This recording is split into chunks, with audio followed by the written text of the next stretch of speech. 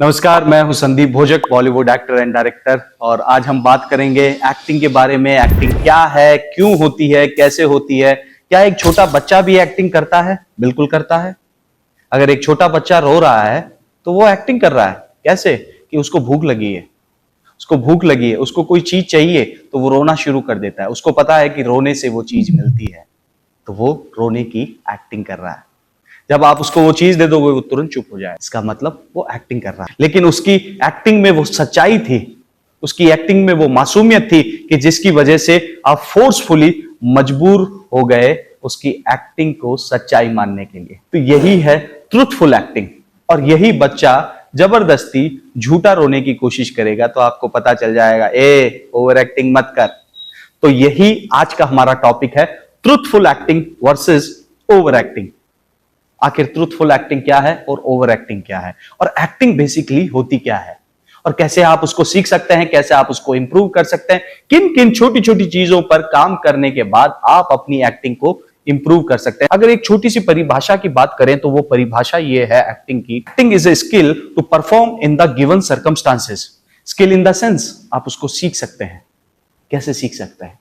छोटी छोटी चीजों के साथ आप उसको इंप्रूव कर सकते हैं। अब उनमें क्या क्या टॉपिक आ जाते हैं, जिनमें से सबसे पहला टॉपिक है हमारी body language, face expression, voice modulation, voice variation, diction, meditation, imagination, observation and subconscious mind, self imagination.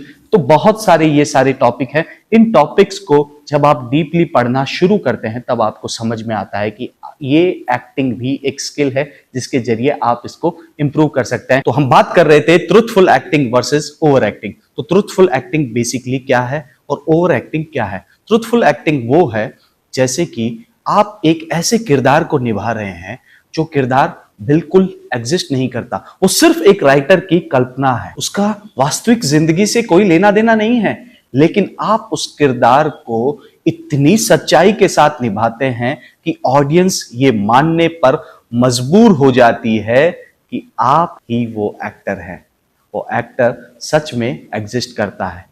आप किसी साइंस फिक्शन फिल्म को देखते हैं, आप किसी फिल्म को देख के आते हैं और आप ये मानने पर मजबूर हो जाते हैं कि सच में कोई एक ऐसा देश है, कोई एक ऐसा राजा है, कोई एक ऐसा व्यक्ति है जिसने इतना आक्रमण किया कि जिसकी वजह से हजारों लोग मारे गए।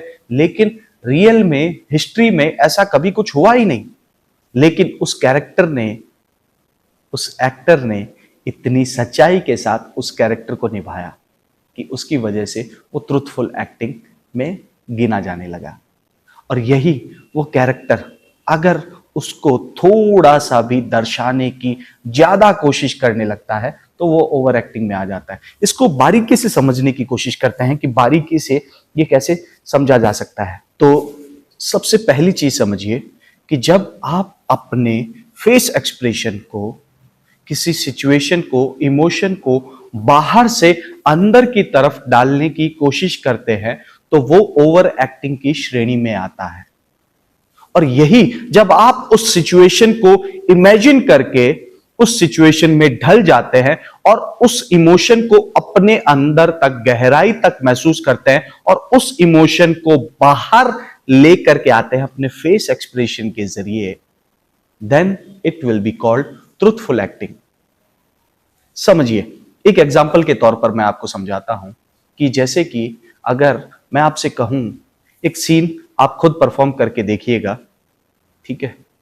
कि सीन ये है कि बस स्टैंड पर आप खड़े हो और अचानक से आप अपनी पॉकेट में हाथ डालते हो और अपने मोबाइल को ढूंढते हो, तो आप देखते हो कि आपका मोबाइल जो है वो आपकी पॉकेट में नहीं है।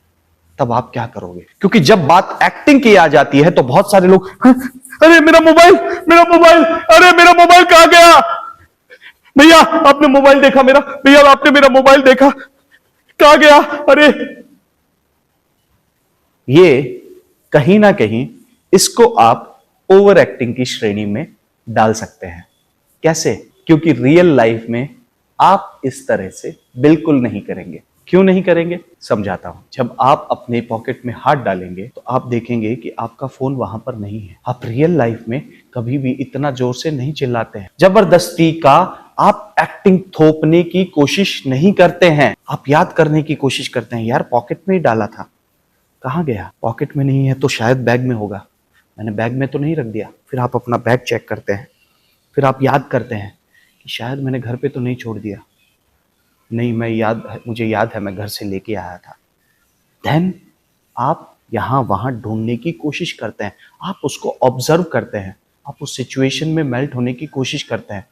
फिर आप यहाँ वहाँ किसी व्यक्ति से पूछते हैं, फिर आप इधर उधर ढूंढने की कोशिश करते हैं।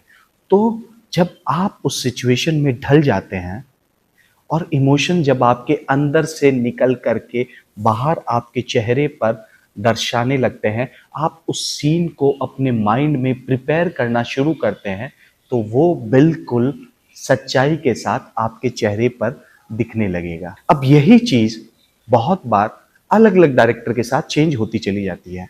अब ये जो हमने किया ये ट्रुथफुल एक्टिंग में आ सकता है, सटल एक्टिंग में आ सकता है, लेकिन अलग अलग डायरेक्टर उसको अलग अलग तरीके से पेश करने की कोशिश करते हैं। थिएटर में शायद आप इसको थोड़ा लाउड करना पड़े, शायद आपको कुछ डायलॉग्स भी बोलने पड़े। तो किस तरह की सिचुएशन है, किस तरह का माहौल है, इसके ऊपर भी ये डिपेंड करता है। तो ओवर एक्टिंग जो है वो कभी कभी कॉमेडी में चल जाती है। कैसे कि ओवर एक्टिंग बहुत बार आप जब कोई कॉमेडी कैरेक्टर करते हैं तो अभी फर्ज कीजिए आपने आसपास में बहुत सारे टीवी सीरियल में या फिल्मों में आपने ऐसे कई एक्टर्स देखे होंगे जो अलग अलग तरह की आवाजें निकाल करके, अरे भैया कैसे हो, मैं तो रो रहा था आपको कब से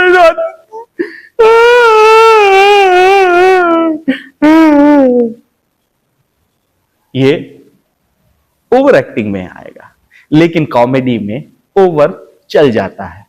क्योंकि बहुत बार कॉमेडी जो है वो आप ओवर के तरीके से भी क्रिएट कर सकते हैं, ऑडियंस को इसमें काफी मजा आता है। लेकिन सच्चाई के साथ अगर आप उस कैरेक्टर को अंदर महसूस करके अगर करना शुरू करेंगे तो वो और खूबसूरती से आपके अंदर दर्शाना शुरू हो जाएगा। तो सबसे पहले जो कैरेक्टर है उसको माइंड में प्रिपेयर कीजिए, उसको महसूस कीजिए अपने अंदर, एंड देन उस कैरेक्टर को करने की कोशिश कीजिए।